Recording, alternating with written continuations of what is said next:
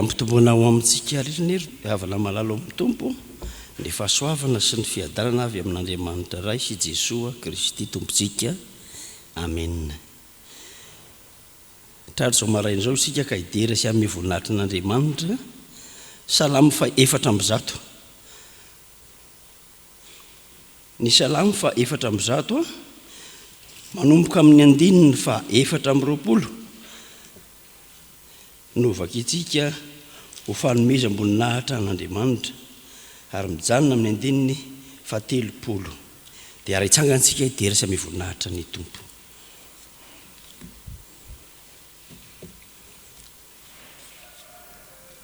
Andehary izao salamo zao no rahantsika mideran'ny tompo manao hoe endre ny amaroan'ny asanao Jehovah fa endre ny nanaovanao azy rehetra, enika ny zavatra nataonao ny tany, endra ny masonao sy na sady lehibe no malalaka.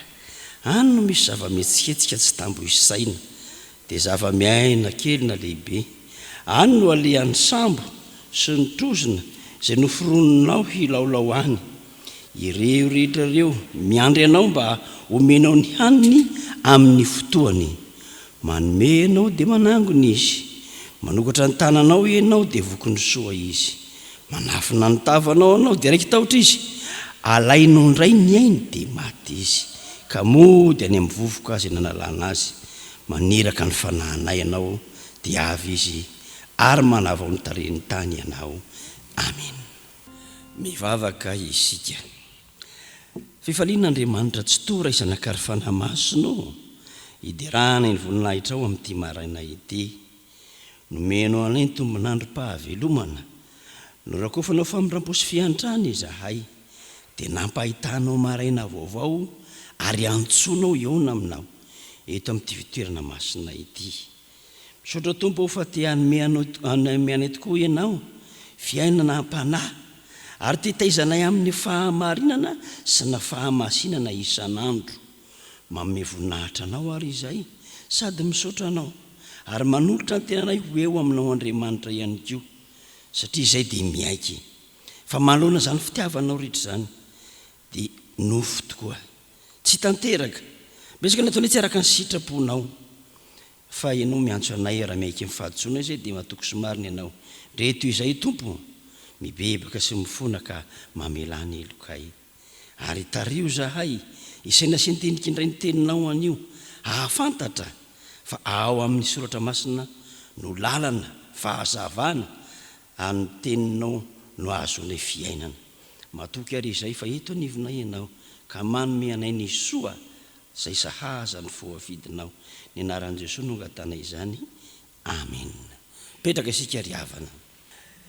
Zakaria 7 andininy 9 ka hatramin'ny 410 no vakina amintsika. Fa amin'naniany Zakaria 7 andininy 9 hatramin'ny 410 amin'ny anaran'i Jesosy. Ary tonga tamin'ny Zakaria ny tenin'i Jehovah manao hoe zao no lazain'i Jehovah tompony maro, manao fitsarana marina ary samy mifampiahatra sy mifamindra fo amin'ny rahalany avy. Ary aza mampahory mpitondra teny na ny kamboty na ny vahiny na ny mantra, ary aza misy mihevitra ao am-ponareo anisy ratsy ny rahalanareo nareo. Nefa tsy nety niaino ireny, fa nampihemitra ny sorony ary nataony lalodalovana ny sofiny mba tsy handre.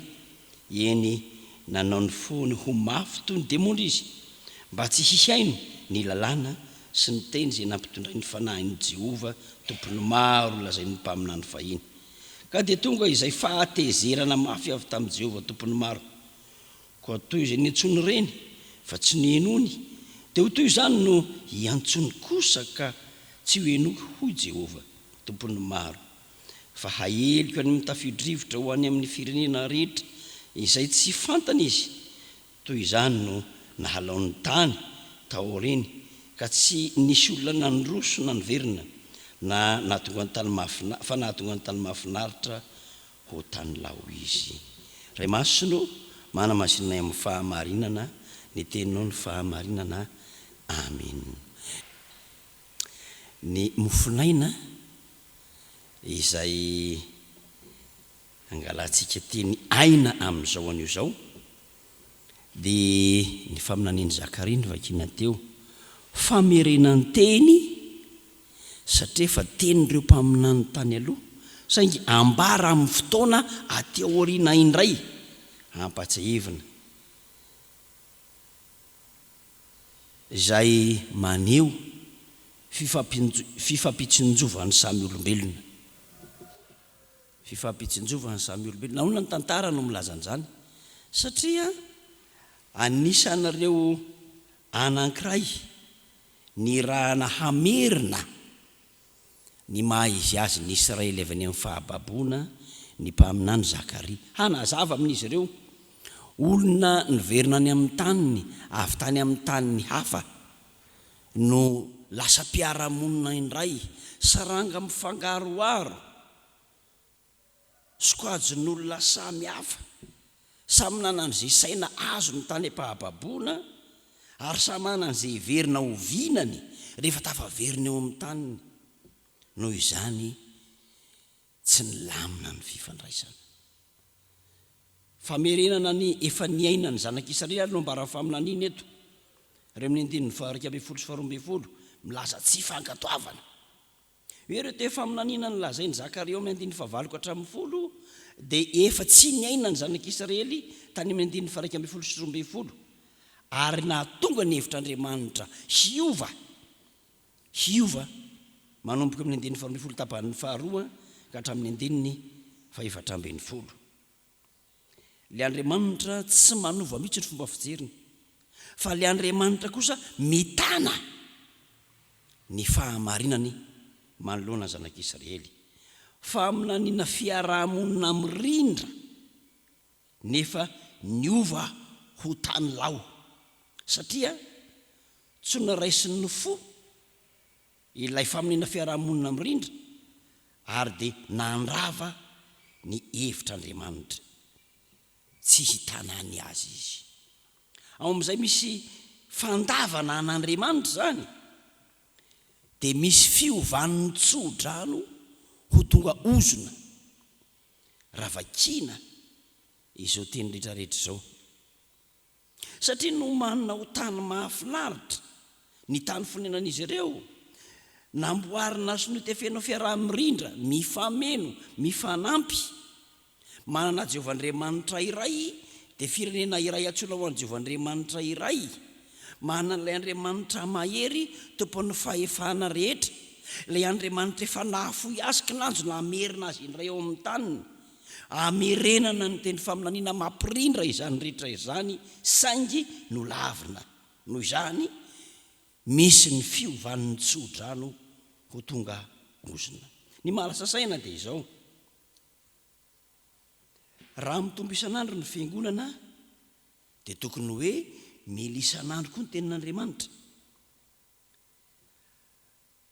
fa miaratsy sarotra ny fisainan'ny zanak'olombelona ankehitriny miasimba sy very asina ny mahaolona miamahantra sy mifampahantra ny mpiray firenena nefa everina sy hita fa mitombo isan'andro ny fiangonana ary mila isan'andro koa ny tenin'Andriamanitra raha teo amin'ny zanak'Israely zany dia izao efa naverina efa navela heliko ka navela ody eo amin'ny taniny avy any amin'ny fahababoana izy ireo saingy tsy niaino tsy nandinika ny antony nahababo azy ary tsy niaino ny famerenana azy am-pitiavana ao amin'ny taniny amin'izao fotoana izao dia mizatra mampieritreritra be ankehitriny zany dia ilay atao hoe famerenana ny tilikambon'ny Babela ary zay zao ny zavatra tsapa eran'izao tontolo izao mananika te hampidina n'Andriamanitra avy eo amin'ny toerany ny olombelona raha irahana ifampitsinjo izy araka ny andininy 9 ka hatramin'ny 12 irahana hifampiaino hifampihevitra hifanampy hifampiaro tsy izay indray ny zava-misy mifanao tohatra hiakarana tsy haiko nareo raha mba mahita n'ity soratra mba hitako ity fa za mahita ny soratra teto eto andrenivohitra Madagasikara hoe eto isika dia manandratra ny nofony zao tontolo zao. Io soratra io dia filamatry ny atao hoe global system, raha amin'ny teny anglisy New Bible izy na babela vaovao amin'ny endriny vaovao. Ny olombelona te hifandahatra amin'Andriamanitra ka tsy hifampitondra satria endrik'Andriamanitra mitovy ho iray, fa navady Satana ilay endrik'Andriamanitra, ilay fitoviana ho lasa fifandirana, fifanoherana. Mifampitarika ny ohatra sy hiala amin'Andriamanitra ny olona, na ny manana fahefana, na mpitondra, na mpanan-karena eran'izao tontolo zao, zay le atao hoe global system. Ary tsy mahagaga fa naiza dia ahitanao karazan'olona amin'ny firenena iray eran'izao tontolo zao. Amin'ny endriny ivelany le izy dia tena fifampitsinjovana, fa amin'ny endriny rehefa tena dinihana lalina le izy dia fidiran'ny olombelona tsy handray rafitra avy amin'Andriamanitra intsony, fa no rafitry ny tenany. Misy mpandika anankiray milaza azy io hoe firavonany ny eran-tany.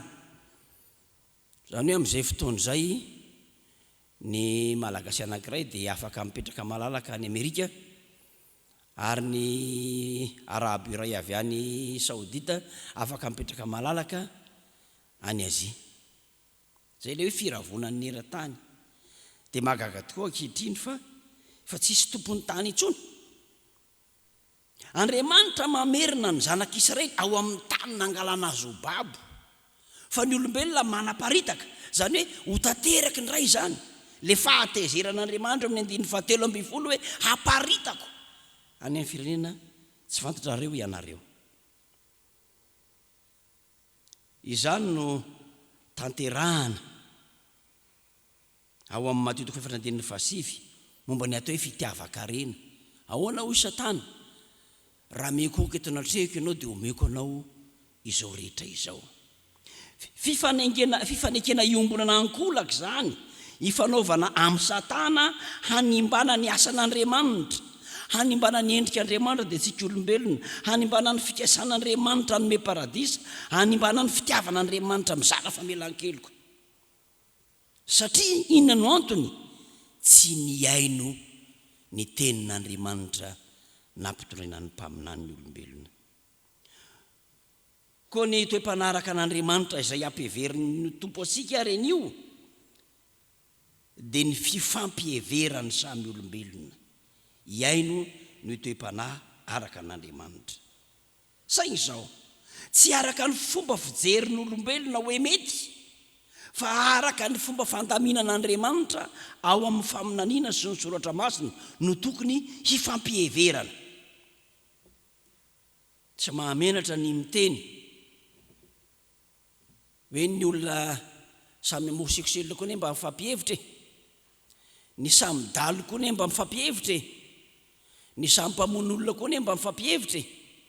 Misy fifampiheverana saingy izao, tsy araka ny sitrapon'Andriamanitra.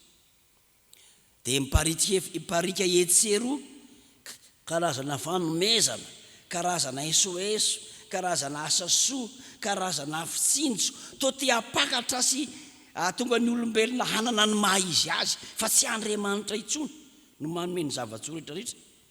Mamatotra ny fiheverana fa olona ny mpamonjy, samy olombelona ihany no tokony hifamonjy ary hifampahavonjy.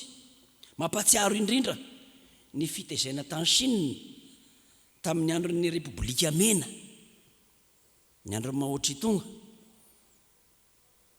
rehefa mbola nisisika ihany ny fivavahana kristianina, dia tezaina ny sain'ny mpianatra ny ampianarana tsy eritreritra n'izany, dia asaina miditra ao amin'ny efitra ny fianarana ny mpitondra, dia antaina le mpianatra, manahoana ry rakizy, mangatao hoe kilalao na sakafo avy amin'Andriamanitra raha mahazo nareo, mahazo sa tsy mahazo, tsy mahazo, ary mangatao mahotsy tonga mahazo sa tsy mahazo, mahazo ia zany lehibe Andriamanitra sa moa tsy atao manimba saina. Kandida anankiray tamin'izao fifidianana zao zay tsy lazaiko ny toerana no samy teny mihitsiny zay kandida tsy fantatro ny tena fiheverany marina. Zao no nataony hoe izy aloha tsy atao Antananarivo zao no nataony hoe Jesosy moa zany rehefa netiny devoly teny an-tendrombohitra hitazana ny tany rehetrerany zao tontolo zao, izany lehibe le mitondra sa le entina. Misy fisainana zany zay fifampiheveran'ny olombelona fa tsy avy amin'Andriamanitra. Fa zay takin'Andriamanitra amintsika fifampiheveran'ny olombelona avy amin'Andriamanitra. Mila mitandrina isika ankehitriny, mila mitandrina satria ny olombelona indray ny tiaka ny toeran'Andriamanitra. Ho an'izay afaka mikaroka dia jereo zany ao amin'le global system resaka mialatsiny amin'le fiteny zay moa ilazana azy dia ny business church, ny business school, ny business health, business politique, business childhood, misy business daholo zany tsy araka mandraikitra azy fa ny fitadiavana tompontsyn'olombelona no manjaka eran'izao tontolo zao. Ary tsy mahagaga sika raha voatery mivavaka ho amin'ny karana isa maraina, voatery mivavaka ho an'ny pakistanais isa maraina, voatery mivavaka ho an'ny sinoa isa maraina, fa raha vao tsy mivavaka ho azy ireo isika dia tsy mihinam-bary satria ireo no mamahana vary mamelona antsika amin'ny vary ho antsika malagasy izay foto-tsakafontsika. Zany rehetra zany te endrika fifampiheverana saingy izao soratra masina dia mampianatra antsika fifampiheverana ampitiavana avy amin'Andriamanitra amin'ny fanekenan'i Kristy, ilay toepana ifampiheverana araka an'Andriamanitra. Taom-pamarana nary mamaraparana zao lohevitra zao sika satria amin'ny herinandro sika dia efa hiditra lohevitra vaovao indray manetry tena ny mpino zay amin'ny herinandro. Raha andinika ny toepana iaina ny toepana araka an'Andriamanitra ary isika dia fitenitsika ny amin'ny hoe fihavanana amin'Andriamanitra sy fifampiheverana samy olona, fahateterahan'ny didy roa lehibe, tiavany Jehovandriamanitra ao, tiavany namanao tahaka ny tenanao. N'Andriamanitra ny voninahitra amintsika ny fiadanany. Vavaka isika dia tsaronay Tompo ny alehibe ny fitiavana sy ny indra fonao mampianatra anay androany fa nataonao nitovy endrika aminao izahay dia tena iretiko sainao mifampitsinjo izahay araka ny hevitrao, tarihinao hifampihevitra izahay hifanolotra ny tsara.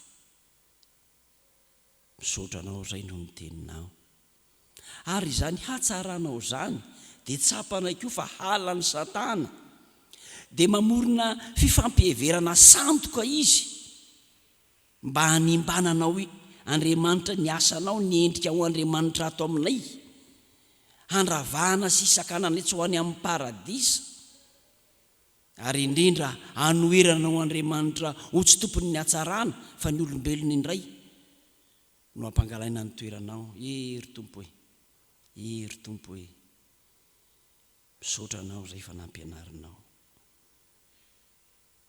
ary ankehitriny izay mahalala fa tsy misy hery ambony otranao dia mangataka izay mba hampahirezina ny fampahirezana fanahy masina, hitana ny finoana, hiaina ny toe-panahy araka anao Andriamanitra ary aharitra dia ho mpandresy miaraka aminao ka hasatrym-poninahitra fiainana amin'ny fiavian'i Jesosy Kristy. Vity ny herinandro iny Tompo, hiatrika indray izay ny dingam-piainam-piangonana vaovao manomboka rahampitso dia ny bazary fitiavana petraka eo am-pelatananao izany mba hitombony fifampiheverana sy fifankatiavana eto anivon'ny fiangonana. Bavaka izay ho an'ray aman-dreny mpitandrina mianakavy ny erdity maro samihafa izay ataony, fahazavana eto aminay natolotra ao izy dia ataovy mahay mandray ny fahazavana araka ny soratra masina omeny anay izahay. Matoky izay Tompo fa momba anay ianao ka tsy misaraka aminay. Tononay mivavaka aminaran'i Jesoa, le nampianatra mivavaka manao hoe rainay ao izay any an-danitra, ho amasina ny anaranao, ho tonga any ny fanjakanao, hatao any ny sitraponao ety an-tany tahaka ny an-danitra. Mioana ny anonasa aza ao aminay, ary mamela ny elokay tahaka ny amelanay izay meloka taminay. Aza mitondranay amin'ny fakapanahy fa manavahanay amin'ny ratsy. Nao ny fanjakana sy ny hery ary ny voninahitra mandrakizay. Amen. Ho tanteraka aminareo ny tsodrano tononona amin'ny anaran'i Jesoa. Ary Andriamanitry ny fiadanana ane hiaro anareo mba tsy ho tafintonina ka hametraka anareo tsy hanantsiny eo ny lohan'ny voninahiny amin'ny firavaravona amin'ny fiaveny Kristy indray. Ho azy any ny voninahitra mandrakizay. Amen. Petraka manao vavaka mangina isika.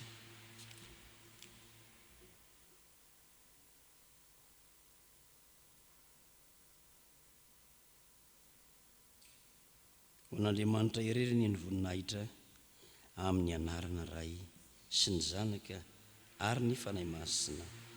Amen.